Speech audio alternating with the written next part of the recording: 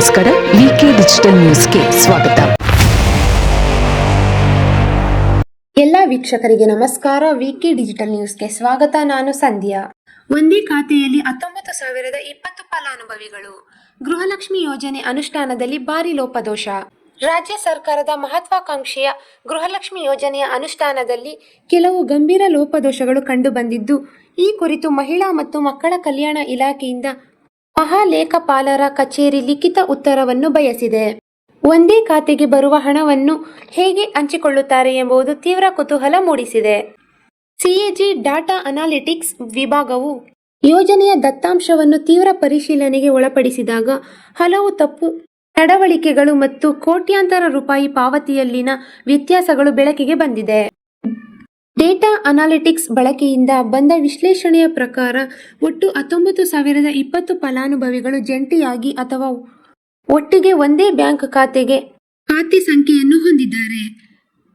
ಫಲಾನುಭವಿಗಳು ಬೇರೆಯವರ ಖಾತೆ ಸಂಖ್ಯೆಯನ್ನು ನೀಡಿದ್ದು ಹೇಗೆ ಅಥವಾ ಇಲಾಖೆಯು ಅದನ್ನು ಹೇಗೆ ಬಳಸಿಕೊಂಡಿತು ಎಂಬುದು ಉತ್ತರ ಸಿಗುತ್ತಿಲ್ಲ. ಬ್ಯಾಂಕ್ ಖಾತೆ ಸಂಖ್ಯೆಗಳನ್ನು ದಾಖಲಿಸಿಕೊಳ್ಳದೆಯೇ ಒಟ್ಟು 23,262 ಖಾತೆಗಳಿಗೆ ಪಾವತಿ ಮಾಡಲಾಗಿದ್ದು, ಇದರ ಒಟ್ಟು ಮೊತ್ತ ಸುಮಾರು 46.52 ಕೋಟಿ ರೂಪಾಯಿಗಳಾಗಿದೆ. ಸೂಕ್ತ ವಿವರಣೆ ನೀಡುವಂತೆಯೂ ಈ ಕುರಿತು ವರದಿಯಲ್ಲಿ ಕೇಳಲಾಗಿದೆ ಎನ್ನಲಾಗಿದೆ.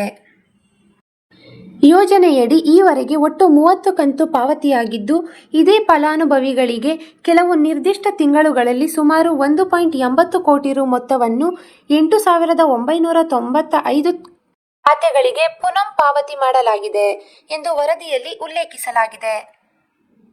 ಯೋಜನೆಗೆ ಒಳಪಟ್ಟಿರುವ ಫಲಾನುಭವಿಗಳು ಪದೇ ಪದೇ ಬ್ಯಾಂಕ್ ಖಾತೆಗಳನ್ನು ಬದಲಾಯಿಸುತ್ತಿದ್ದು, ಇಂತಹ 10,06,308 ದಾಖಲೆಗಳು ಪತ್ತೆಯಾಗಿವೆ.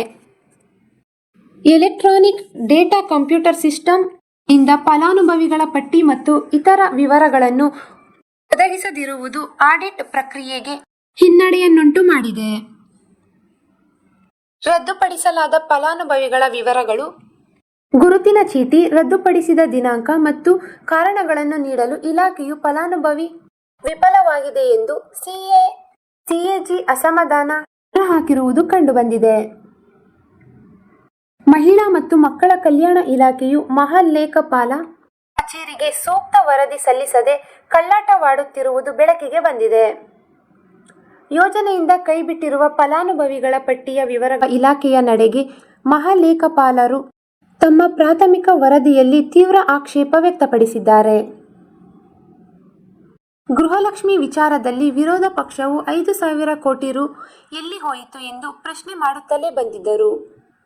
ಕಳೆದ 2 ವರ್ಷಗಳಲ್ಲಿ ಒಟ್ಟು 3 ಕಂತುಗಳು ಫಲಾನುಭವಿಗಳಿಗೆ ಲಭ್ಯವಾಗಿಲ್ಲ.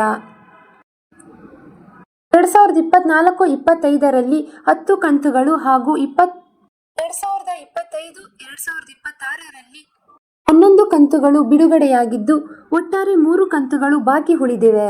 ಮುಂದಿನ ದಿನಗಳಲ್ಲಿ ಇದನ್ನು ಸರಿದೂಗಿಸುವ ನಿರೀಕ್ಷೆಯಿದೆ. ಎಜಿ ಕಚೇರಿಯಿಂದ ಈ ವಿವರಗಳನ್ನು ನೀಡುವಂತೆ ಪದೇ ಪದೇ ಜ್ಞಾಪನಾ ಪತ್ರಗಳನ್ನು ಕಳುಹಿಸಿದ್ದರೂ ಇಲಾಖೆಯು ಅದನ್ನು ಗಂಭೀರವಾಗಿ ಪರಿಗಣಿಸಿಲ್ಲ.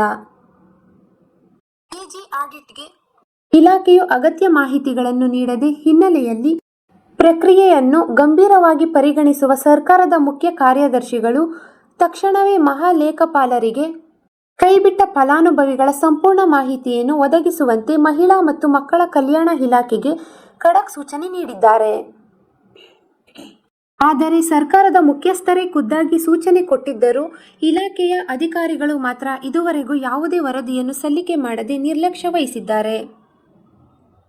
ಅಂಕಿ ಸಂಖ್ಯೆಯಲ್ಲಿ ಗೃಹಲಕ್ಷ್ಮಿ ಪ್ರಸ್ತುತ ಫಲಾನುಭವಿಗಳ ಸಂಖ್ಯೆ 1,30,17,226. 2026 ಏಪ್ರಿಲ್ನಲ್ಲಿದ್ದ ಫಲಾನುಭವಿಗಳು 1,23,38,677. ಮಾಸಿಕ ಸರಾಸರಿ ಜಮೆ 2,470 ಕೋಟಿ ರು. 2023 ಜುಲೈನಿಂದ ಈವರೆಗೆ ಒಟ್ಟು ಪಾವತಿ 72,25,151 ಕೋಟಿ ರು. ಆರಂಭಿಕ ತಿಂಗಳುಗಳಲ್ಲಿ 1.6 ಕೋಟಿ ಫಲಾನುಭವಿಗಳಿಗೆ ಮಾಸಿಕ 2,000ದಂತೆ ಸತತವಾಗಿ ಪಾವತಿಯಾಗಿದ್ದು, ಅವರೆಲ್ಲರ ಖಾತೆಗೆ ಈವರೆಗೆ ಬರೋಬ್ಬರಿ 60,000 ರೂಪಾಯಿ ಸಂದಾಯವಾಗಿರುವುದು ಕಂಡುಬಂದಿದೆ. 2023-24ರಲ್ಲಿ 18,10,388 ಕೋಟಿ ರುಗಳಲ್ಲಿ ಆರಂಭವಾದ ಈ ಆರ್ಥಿಕ ನೆರವು ಫಲಾನುಭವಿಗಳ ಸಂಖ್ಯೆ ಗಣನೀಯವಾಗಿ ವೃದ್ಧಿಸುತ್ತಾ ಬಂದಿದ್ದು, ಪ್ರಸ್ತುತ ಚಾಲ್ತಿಯಲ್ಲಿರುವ ಕಂತುಗಳು ಪೂರ್ಣಗೊಳ್ಳುತ್ತಿದ್ದಂತೆ ಈ ಮೊತ್ತವು 75,000 ಕೋಟಿ ರು ಗಡಿ ದಾಟಲಿದೆ ಎಂದು ತಿಳಿದುಬಂದಿದೆ.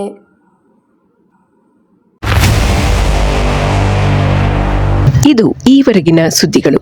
ಮತ್ತಷ್ಟು ಸುದ್ದಿಗಳಿಗಾಗಿ ನೋಡ್ತಾ ಇರಿ ವಿಕೆ ಡಿಜಿಟಲ್ ನ್ಯೂಸ್.